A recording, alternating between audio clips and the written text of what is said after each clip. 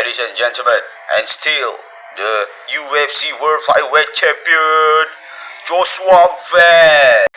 Jadi korang jangan ingat Myanmar biasa-biasa. Aku dah bagi tahu sebelum ni, video kali sebelum ni aku cakap dia ni padu. Korang ada yang condemn aku, ada yang juga komen yang kata dia setakat daripada Myanmar buat apa kau nak ulas. Aku bagi tahu korang channel TikTok aku ni, aku fair, aku adil. Aku bagi tahu semua fighter-fighter yang padu, yang tak padu, yang hebat, yang mantap, semua aku bagi tahu. Jadi aku kalau fighter yang kata tak bagus, aku kata tak bagus. Yang bagus, aku kata bagus. Macam Joshua Van ni, dia bagus sebab tu dia menang. Untuk pengetahuan korang yang baru tadi fight yang berlangsung tadi, aku cari korang pun dah tengok UFC 38. Dia fight dengan wakil daripada Jepun, Tatsuro Taira, dan dia menang Joshua Van. Mantap lah, mantap.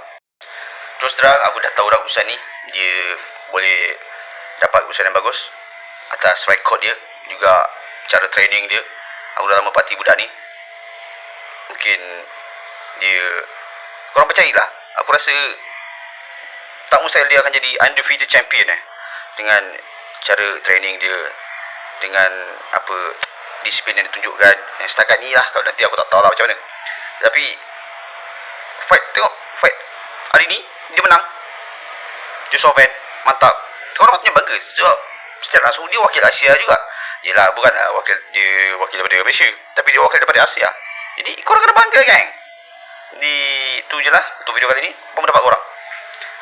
Tengok, Indonesia ada, Myanmar ada, Malaysia kita ada. Come on, gang.